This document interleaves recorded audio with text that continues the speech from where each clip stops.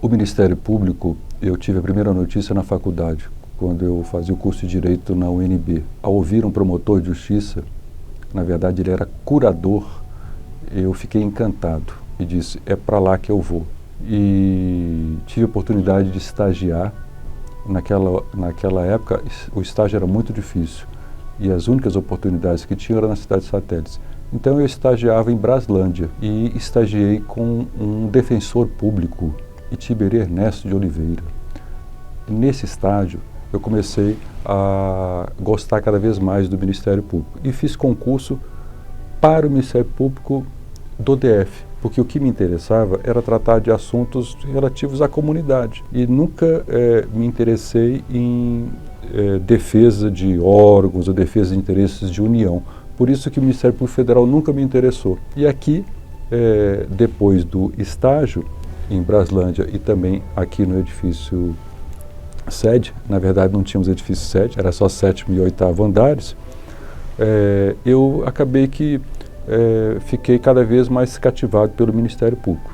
Fiz 2 concursos, o de 1986, que não passei, e fiz o segundo que passei, um concurso que iniciou em 87 e terminou em 1988.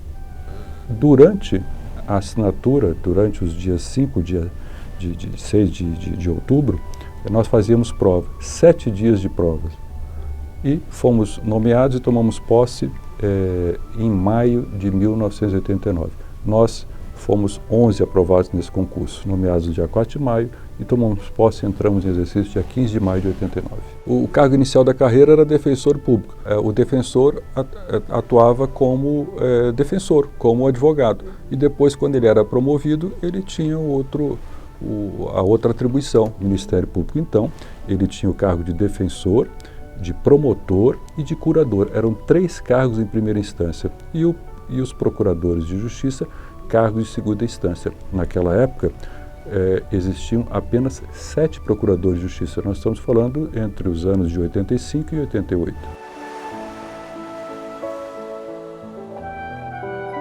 Nossa, aconteceu tanta coisa na minha vida aqui. Eu acabei passando minha vida toda aqui. Fui diretor-geral uma vez, depois entendi que deveria deixar o cargo de diretor-geral, a doutora Marluce concordou, e eu fui para o exterior, onde nasceu um dos meus filhos, fiz mestrado, depois fiz doutorado, e quando voltei fui convocado, ou chamado, ou convidado para ser diretor-geral de novo, depois fui procurador-geral, como primeiro promotor de justiça, e ainda o mais novo, antes dos 40 anos, procurador-geral. Foi uma experiência muito difícil, porque eu acabei rompendo paradigmas, em razão de que nunca pensei em ser procurador-geral. Houve, então, uma circunstância envolvendo a instituição como um todo e os colegas me pediram para eu me candidatar. Eu me candidatei, entrei na lista tríplice e fui nomeado. Fui o primeiro promotor de justiça nomeado procurador-geral. E o primeiro, ainda mais saindo de diretor-geral, que direção-geral muitas vezes você diz muitos nãos. Então, eu não tinha esse perfil político, se é que hoje tenho. Creio que ainda não tenho. Então, eu fui o primeiro procurador-geral promotor de justiça, novo, menos de 40 anos. Então, eu tive que trabalhar muito com o Conselho Superior. Inclusive, conversando muito com eles para que apoiassem a gestão e para que nós pudéssemos avançar. E aí, na minha época, nós avançamos justamente buscando deixar claro que o Ministério Público precisava ter uma identidade.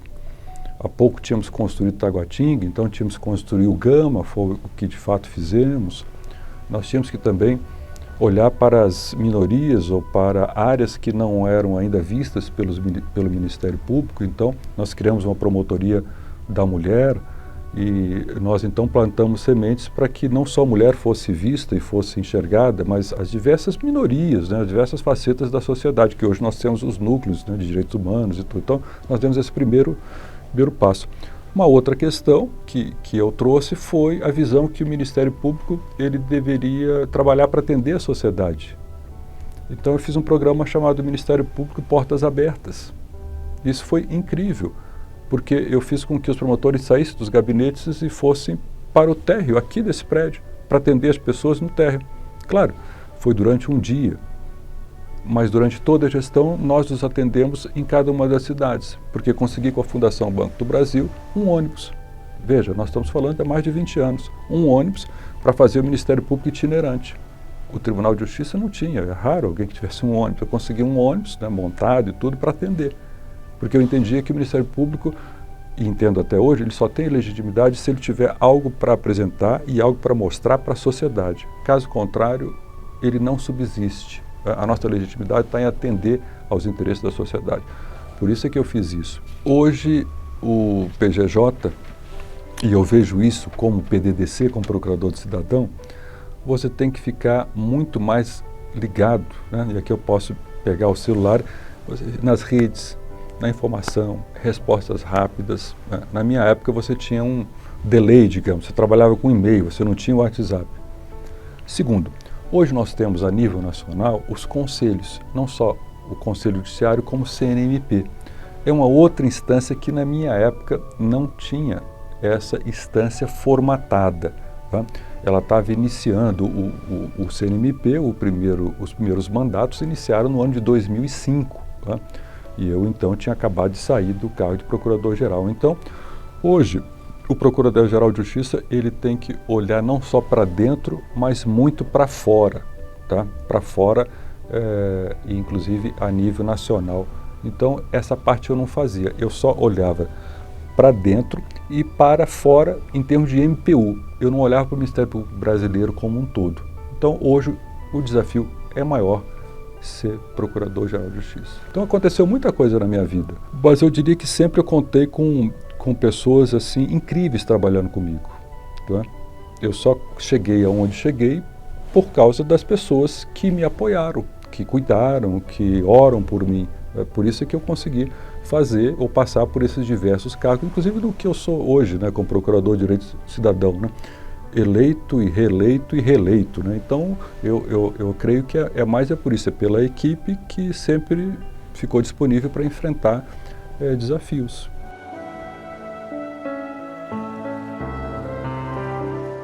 Era uma outra realidade, totalmente distinta.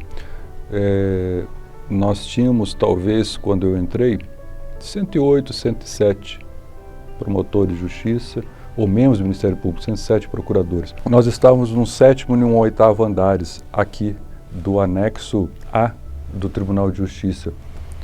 Nós não tínhamos uma estrutura de servidores, eram servidores redistribuídos, requisitados. Quando eu assumi a diretoria geral pela primeira vez, no dia 10 de junho de 1992, um dos meus primeiros atos foi reunir todo o Ministério Público, veja só, 125 pessoas no auditório, para conversar com eles, para expor as nossas ideias e as nossas metas de curto, médio e longo prazo. Uma delas é justamente a criação de uma carreira única, com a qual colaboramos efetivamente junto ao Ministério Público da União, e foi criado no ano de 2003 uma carreira única de apoio. Uma outra meta foi para que nós tivéssemos identidade, nós tínhamos que, depois de 32 anos, sair de 2 andares de favor do Tribunal de Justiça e ter uma sede própria. Então, no ano seguinte, em 93, nós conseguimos a cessão de 5 andares do IBAMA no setor de autarquias. Tá? E, nesse mesmo ano, nós passamos a fazer uma licitação com a lei nova, na época nova, a Lei 8.666 de 1993, a chamada Nova Lei de Licitações. Nós fizemos, então, abrimos um edital de licitação para construir aqui, que eu via da janela do meu gabinete, que nós já tínhamos, então, um projeto arquitetônico sem nenhuma referência. Então, nós buscamos fazer isso e, efetivamente, assim fizemos. Já nesse projeto, prevendo a construção de 2 blocos, o mais antigo, o primeiro de 10 mil e o segundo de 20 mil metros quadrados. Tudo fizemos com o projeto. Se eu puder dar um salto, eu diria que essa sede, né, e eu escrevi um artigo no Correio Brasiliense, para deixar registrado, foi o menor valor do metro quadrado. Foram R$ 457 o metro quadrado da construção dessa sede aqui. Nós não tínhamos computadores. Então, o que eu fiz? Em junho de 92, coloquei os computadores para funcionar e comecei a fazer a gestão, né? E que gestão? Se a gente procurando ter uma identidade, passamos a ter na IBAMA, procurando fazer o projeto para construção aqui e outras medidas, tais quais registra-se, identificar e regularizar todos os espaços nas cidades satélites, porque nós não tínhamos nenhuma sede. Não tinha nem a sede aqui, quanto mais as outras. E a primeira, dando mais um salto, foi Taguatinga. Agora, se me permite dizer, nós só poderíamos fazer isso com recursos e com pessoal. Por essa razão, a doutora Marluce enviou ao Congresso Nacional um projeto de lei em que nós pessoalmente estivemos no Congresso durante 45 dias. Ele passou nas duas casas. Foram criados 473 cargos e funções comissionadas. Em 1992, nós tínhamos 8 cargos comissionados. Então, o que ela fez? Ela disponibilizou esses cargos para duas áreas muito importantes. A área de orçamento e finanças, ela entendeu que era necessário, né, e esse também é o nosso entendimento, que nós tivéssemos recursos para, com recursos, executar projetos. E ela entendeu também que deveria ter pessoas capacitadas para executar esses projetos na área de arquitetura e urbanismo. Por isso, então, ela trouxe para cá uma profissional que ainda hoje está conosco, que é excelente, chamada Regina Fonteles. O início desse projeto começou dessa forma, tá? Inclusive, nós trouxemos para cá, na época, 2 analistas de orçamento e finanças, entre os quais o Faustino, que inclusive era o meu substituto como diretor-geral. E essas pessoas trouxeram, assim, uma nova concepção para o Ministério Público. E aí eu conheci o Rio Grande do Sul para vermos o que eles estavam fazendo e fazermos melhor, como efetivamente fizemos. A lei, ela criou para nós do MPU uma estrutura muito interessante, porque ela atribuiu a um conjunto ou a um conselho de procuradores, no caso procuradores de justiça, como instância máxima deliberativa, o poder de opinar e muitas vezes se manifestar e até conduzir decisões de matérias de interesse geral da instituição. Aqui foi instalado em 84. Até então, todas essas atribuições eram exercidas pelo próprio Procurador-Geral. E aí, é claro que todos nós sabemos que o nosso primeiro conselho e a nossa primeira Procuradora-Geral, de acordo com essa lei, foi a doutora Marluce Aparecida Barbosa Lima, excelente Procuradora-Geral. Essa lei também, ela deixou claro poderes do Ministério Público, como requisições, recomendações, inspeções, deu muita força para o MP. Essa lei criou uma figura incrível, que agora, nesses meus últimos anos de carreira, eu tenho a oportunidade de exercer, que é Procurador de Direito do Cidadão. É incrível, só existe aqui no MPU e só existe no MPF e no MPDF. Veja só, você tem um cargo que pode se relacionar com todas as promotorias e procuradorias na defesa de direitos fundamentais. Veja só o que os colegas permitirem, a sociedade permitiu que nós fizéssemos na época da pandemia, ou veja só o que nós podemos e fazemos no dia a dia, né, nesses campos de saúde e mobilidade, em razão das atribuições que foi dada para esse cargo. Isso é muito interessante. Então, esse é mais um ponto positivo de uma lei que faz 30 anos agora.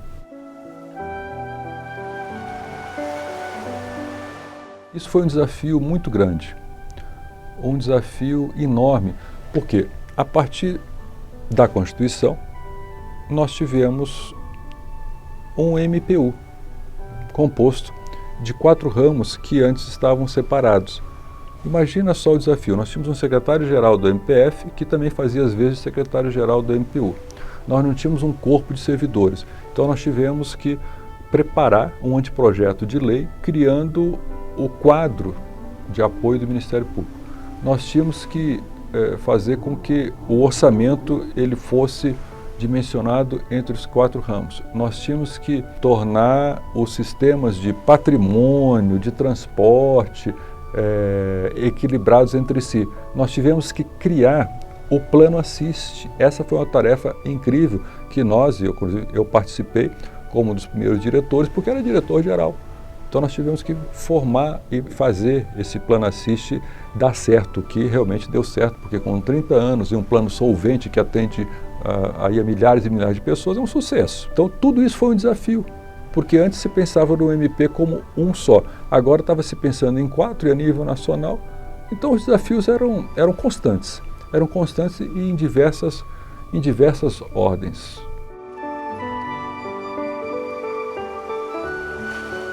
doutora Marluce, ela tinha uma visão e tem uma visão muito ampla, muito sistêmica do Ministério Público e da própria sociedade. Com relação à atividade finalística, ficou claro para ela que nós devíamos ter câmaras, tanto na área civil como na área criminal, que pudessem efetivamente começar a orientar e a coordenar os trabalhos dos promotores e dos procuradores.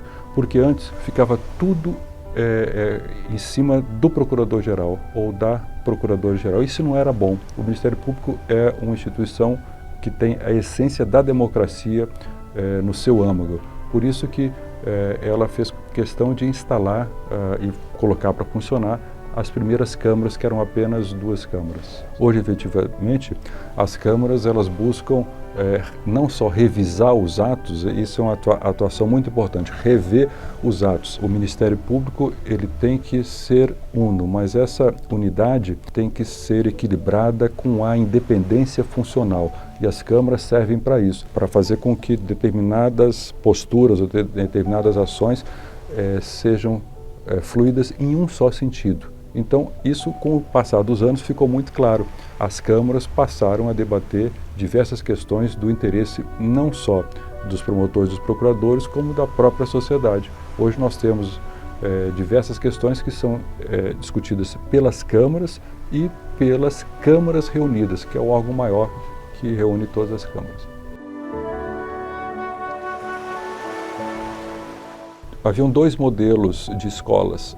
E o modelo mais usual eram escolas como fundações de direito privado.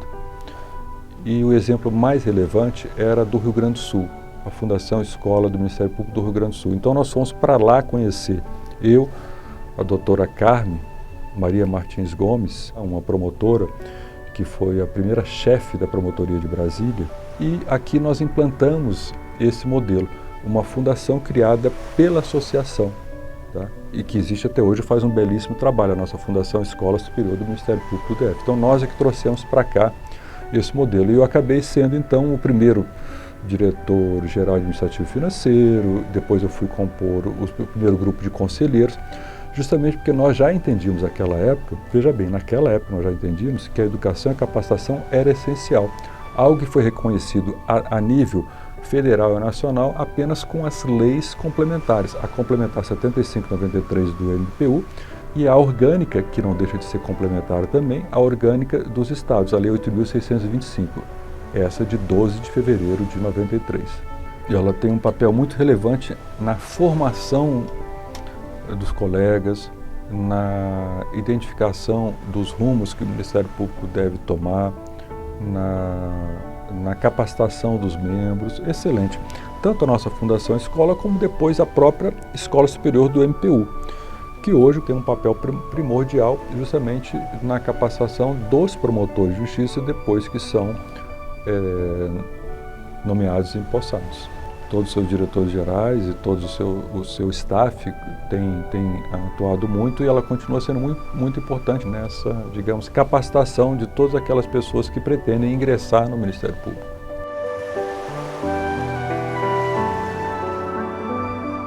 As associações são muito importantes, e a nossa aqui, ela se reveste de uma importância singular, porque nós estamos aqui na capital. E na capital, o Ministério Público, junto com a magistratura, ele foi primordial para a cristalização de uma justiça célebre, de uma justiça respeitada, e a associação, ela sempre defendeu os interesses não só dos colegas, mas da instituição. Então, nesses anos todos, a associação foi importante na estruturação do Ministério Público. O Ministério Público, antes da Constituição de 88, fazia parte de um departamento no Ministério da Justiça. Ele não tinha qualquer autonomia, os procuradores gerais eram nomeados pelo ministro da Justiça. E as associações sempre lutaram pela independência e autonomia do Ministério Público. E a Associação do DF sempre foi muito importante por causa disso. Todos os presidentes, inclusive no processo constituinte, tá? Nós tivemos aqui um trabalho muito importante de uma presidente, Elza Lugon, Depois nós tivemos diversos outros presidentes que se destacaram, inclusive dando identidade à nossa associação, com a construção de uma sede própria nossa, com colaboração financeira de todos nós, que foi o Dr. Eunice Carvalho, depois o Dr. Maurício. E o interessante é que a associação sempre se posicionou com altivez em todos os momentos. A PEC 37, com o Dr. Antônio Marcos Desan, tá? Então, são várias atuações capitaneadas pela nossa associação.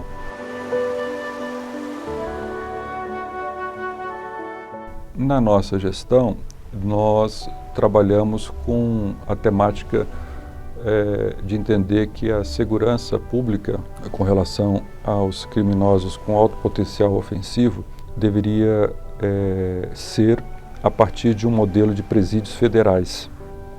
Então, nós chamamos aqui o ministro da Justiça e começamos esse trabalho de federalização das prisões. Esse foi um ponto. O segundo ponto foi a instalação dos GAECos.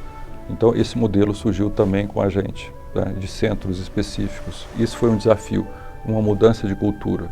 Outra mudança de cultura foi o Ministério Público junto à comunidade, né, que nós implementamos. Né. Inclusive, na disposição desse prédio, pode-se notar que o primeiro andar e o segundo, ou seja, os primeiros andares, se atende ao público. Porque nós entendemos que o público é nosso cliente e ele deve chegar o mais rápido, o mais próximo do promotor. Então nós colocamos essas promotorias que atendem ao consumidor, ao idoso, todas no primeiro ou no segundo andar. Aí o prédio vai subindo, né? Agora, tivemos também momentos difíceis, porque houve um tempo em que, junto ao tribunal e junto ao governo, nós tivemos que apurar a conduta de secretários de Estado, de desembargadores. Então isso fez com que nós ficássemos bastante expostos e não deixássemos de cumprir a nossa tarefa, porque cabe ao Procurador-Geral não só a interposição de ações diretas de inconstitucionalidade, como também realizar denúncias com relação a secretários de Estado e desembargadores. Então esse foi um momento também difícil para nós, que nós tivemos que fazer isso.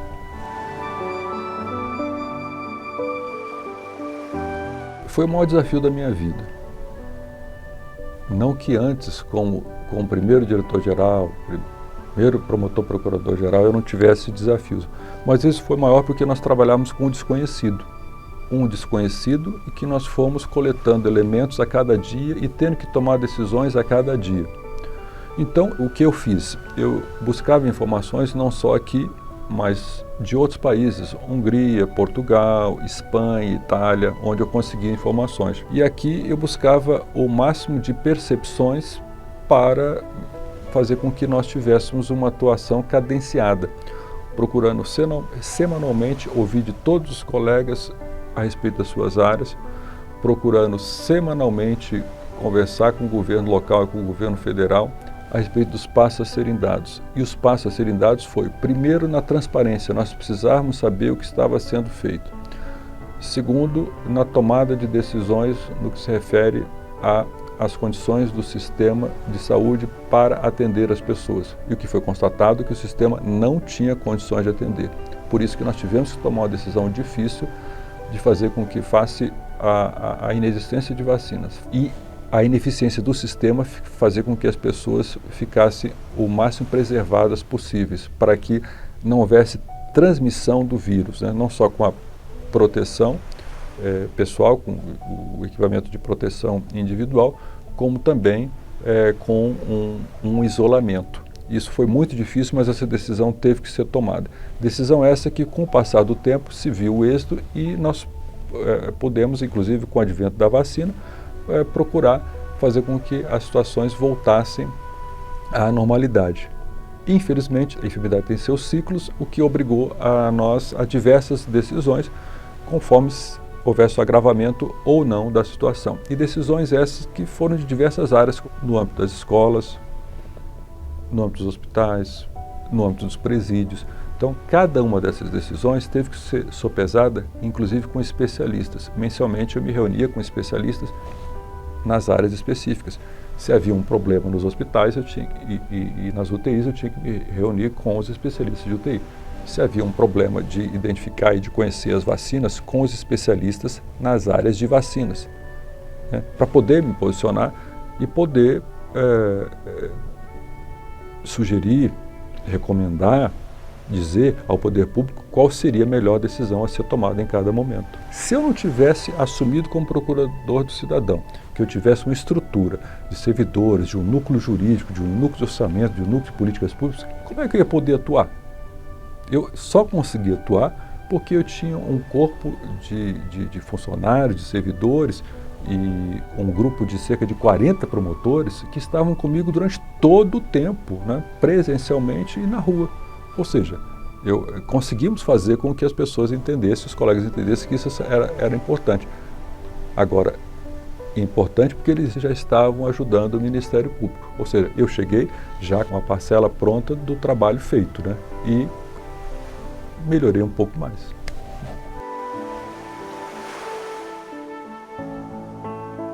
Não existe futuro sem passado. Nós só podemos nos conhecer se reconhecermos aqueles que fizeram algo por nós. Foi por isso que eu não tive dúvida nenhuma de instalar aqui no DF um projeto Memória, para que ficasse cultuado e presente o valor daquelas pessoas que nos antecederam. É claro que eu poderia dizer que eu fiz muito a partir do momento que cheguei aqui. Mas imagina aqueles que vieram antes de nós, o esforço que eles tiveram quando aqui chegaram. Não tinham gabinete, não tinham papel, não tinham cadeira, essa que é a verdade. Então, eu procurei dar um salto, eu não sei se maior do que eles deram, mas contínuos saltos, né? Como aqueles que me sucederam também deram muitos saltos. E hoje o Projeto Memória, das diversas formas que interage, eu acho que é alguma coisa muito legal, que pode fazer com que os colegas e a sociedade compreenda por que temos o Ministério Público e por que devemos continuar a ter uma instituição permanente, e essa expressão constitucional, fazendo parte da nossa história. O Ministério Público é alguém que está do lado do cidadão.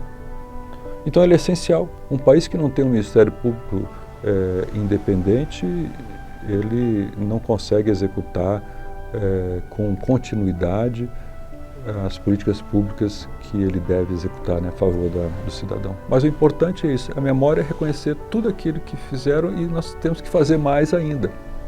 É por isso que eu continuo ainda, nesse tempo ainda que eu tenho fôlego, de fazer um pouco mais.